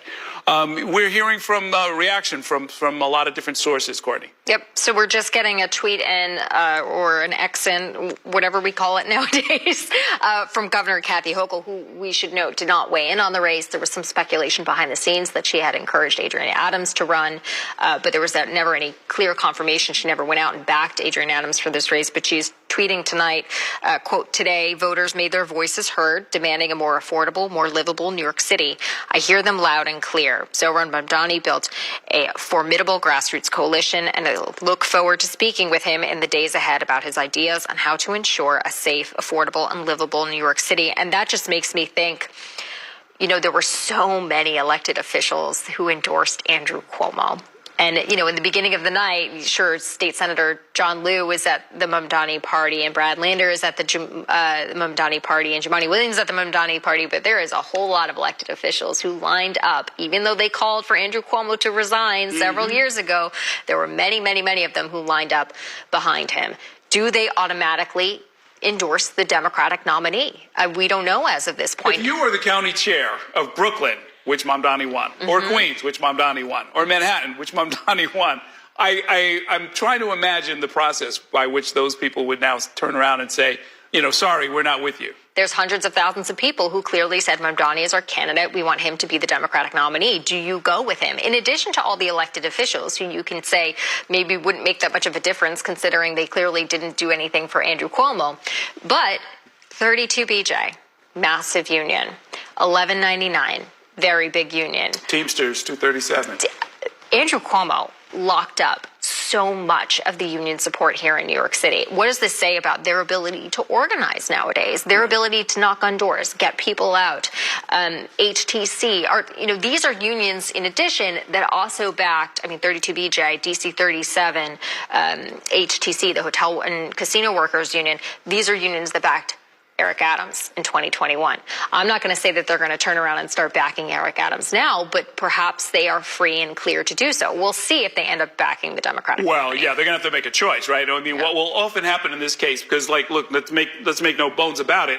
A lot of the leaders of these county organizations and of these unions have been embarrassed, right? That they were not able to deliver. They were not able to deliver their members. They were not able to deliver the party. They were not able to deliver the endorsement or make the endorsement successful. They're going to have to do a cleanup mission, and that might involve sort of running to the probable winner and saying, hey, we did it, or let's let bygones be bygones, and let's make something new going forward. And then, of course, there were a lot of unions that stood on the sidelines. For all of his talk about law and order, Andrew Cuomo did not have law enforcement unions support. No, that's right. The PBA stayed out. In addition, the UFT, the teachers, there used to be 5 big unions we always talked about when it came to mayoral races or even governor's races. And that was, of course, the Building Service Workers, 32BJ, 1199, DC 37, the Municipal Workers Union. The cops and the teachers. Exactly. And the teachers, for one, just decided to stay on the sidelines completely. I wouldn't expect Mamdani to be all of a sudden be getting the PBA support. Let's go to Mamdani headquarters, where Nydia Velázquez is about to speak.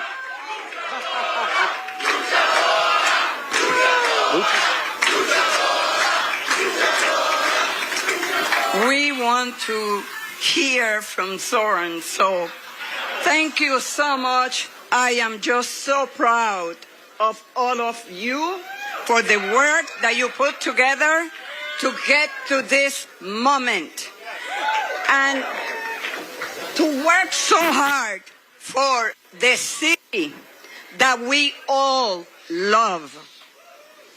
So let me just say, hello, Long Island City. What a night.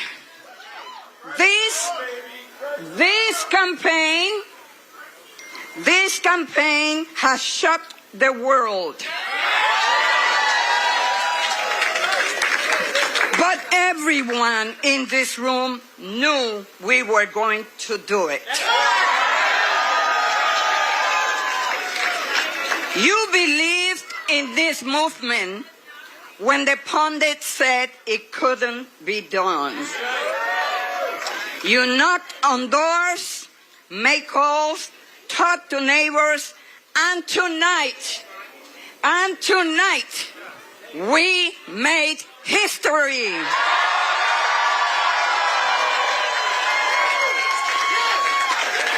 Zoran Mamdani brought people from every background together around a simple, powerful idea that New York City should be a city for everyone. Not just the wealthy, not just the well-connected. Everyone. He spoke to the struggles we all see: rising rents, crumbling public services, working families barely hanging on, and he gave us something real to believe in. There is not special formula here. It's about listening to our people, to our community, and putting together hopes before my own. And I know that those hopes extend beyond our 5 boroughs. There are millions of New Yorkers who have declared the winner of the mail in your mailbox, but as how I will lead as your mayor. I will be the mayor for every New Yorker. Whether you voted for me, for Governor Cuomo, or felt too disillusioned by a long, broken political system to vote at all, I will fight for a city that works for you, that is affordable for you, that is safe for you. I will work to be a mayor you will be proud to call your own. I cannot promise that you will always agree with me, but I will never hide from you. If you are hurting, I will try to heal. If you feel misunderstood, I will strive to understand. Your concerns will always be mine, and I will put your hopes before my own. And I know that those hopes extend beyond our 5 boroughs. There are millions of New Yorkers who have strong feelings about what happens overseas. I am one of them. And while I will not abandon my beliefs or my commitments, grounded in a demand for equality, for humanity, for all those who walk this earth, you have my word to reach further, to understand the perspectives of those with whom I disagree, and to wrestle deeply with those disagreements. Let me close with this. In these dark times, I know that it is harder than ever to keep faith in our democracy. It has been attacked by billionaires and their big spending, by elected officials who care more about self-enrichment than the public trust, and by authoritarian leaders who rule through fear. But above all, our democracy has been attacked from within. For too long, New Yorkers have strained to find a leader who represents us, who puts us first. And we have been betrayed time and again.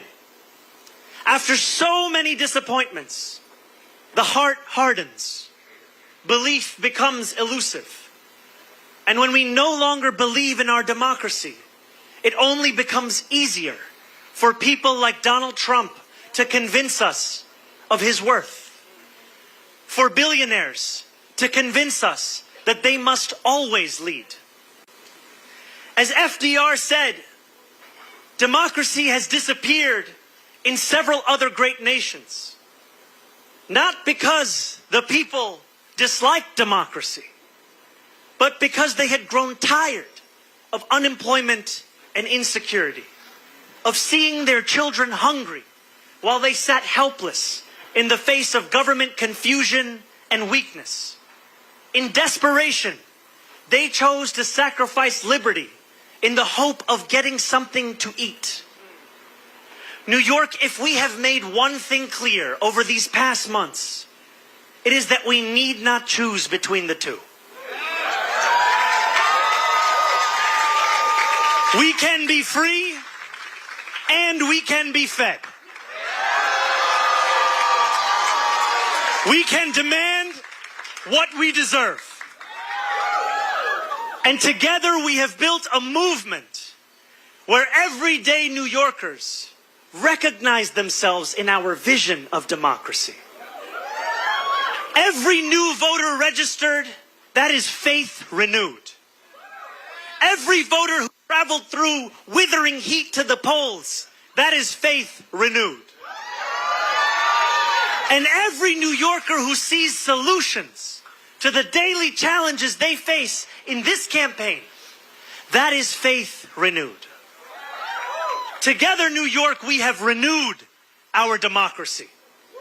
We have given our city permission to believe again. And I pledge to you that we will remake this great city, not in my image, but in the image of every New Yorker who has only known struggle. In our New York, the power belongs to the people.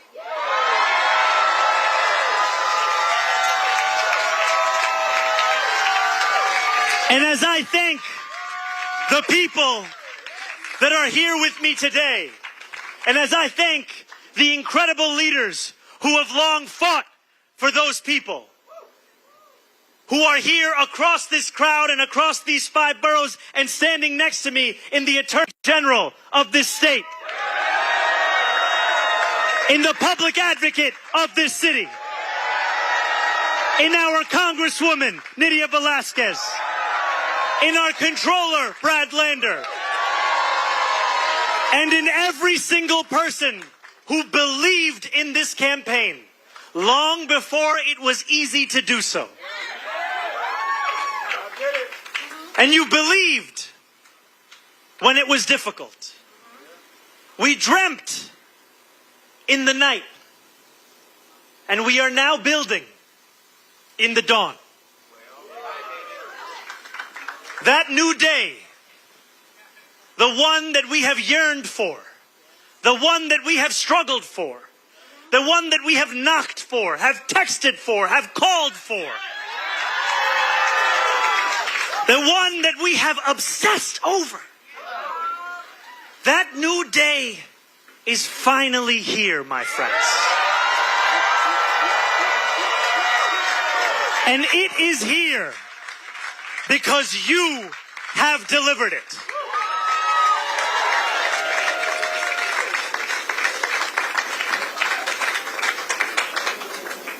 Thank you.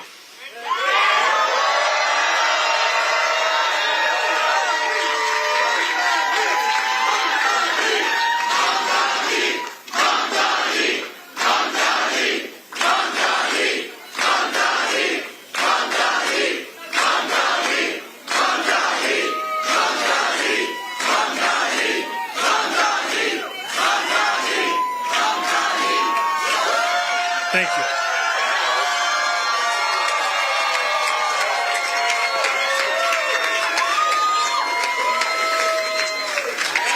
Thank you.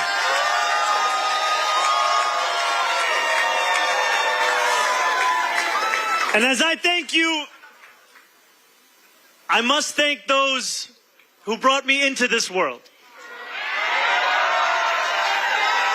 I must thank my mother and my father.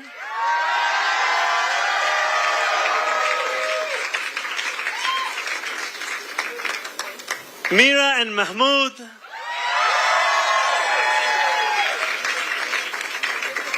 And I must thank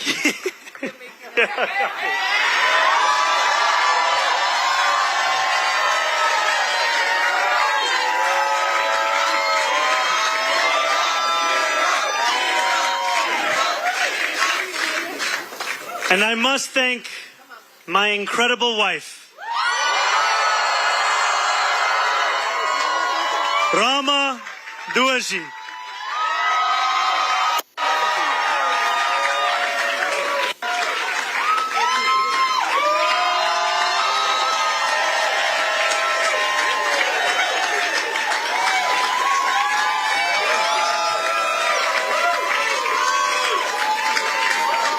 Thank you.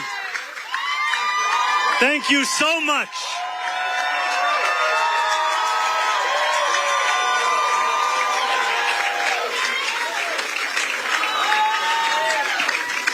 Now let us lead this city into one that is affordable for each and every New Yorker.